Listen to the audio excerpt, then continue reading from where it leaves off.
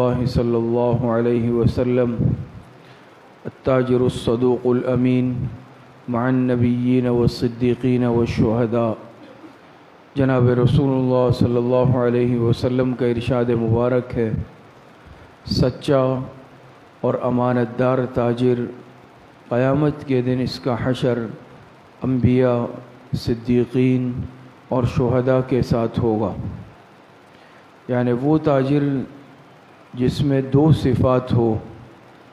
ان دو صفات والے تاجر کا حشر انبیاء کرام کے ساتھ، صدیقین کے ساتھ اور شہداء کے ساتھ ہوگا۔ وہ دو صفات کون سی ہیں؟ پہلی صفت ہے سچ، سچائی کے ساتھ تجارت کرنے والا۔ دوسرا ہے امانت، امین، امانت داری کے ساتھ تجارت کرنے والا۔ ایک اور روایت میں آتا ہے، آپ علیہ السلام نے فرمایا تجار یحشرون یوم القیامت فجارا الا من اتقى وبر وصدقہ، کہ تاجر ان کا عام طور پر حشر قیامت کے دن فاجروں کے ساتھ ہوگا، گناہ گاروں کے ساتھ ہوگا، مگر الا من اتقى وبر وصدقہ، مگر سوائے اس تاجر کے جس نے تقوی اختیار کیا، نیکی کی اور سچ بولا۔ تو یہ صفات جو ہے سچائی اور امانت داری کی معمولی صفت نہیں ہے، اور اتنا بڑا انعام اللہ پاک جو عطا فرما رہے ہیں یہ اس لیے کہ تجارت کی لائن میں ان صفات کو اختیار کرنا اتنا آسان نہیں، اور بہت ہی کم ایسا ہوتا ہے کہ تاجر مکمل طور پر ان صفات کو اختیار کر لے۔ تو ایسا تاجر بڑا ہی خوش قسمت ہوتا ہے کہ جس کی تجارت جھوٹ سے بالکل پاک ہو،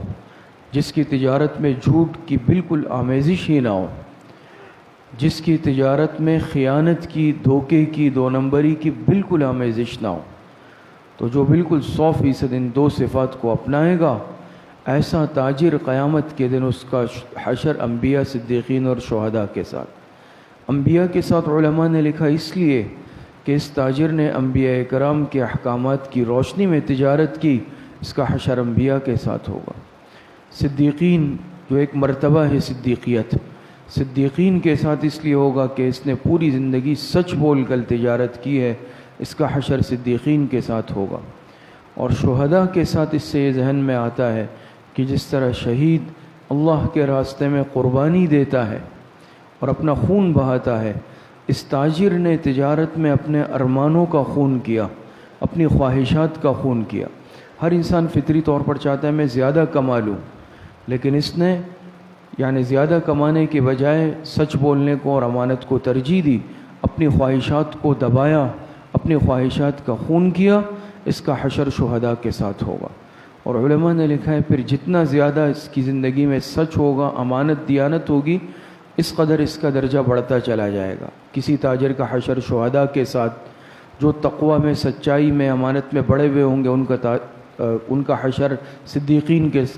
کے ساتھ، اور جو بہت ہی صفت میں بڑے ہوئے ہوں گے ان کا حشر انبیاء کے ساتھ ہوگا۔ تو بہرحال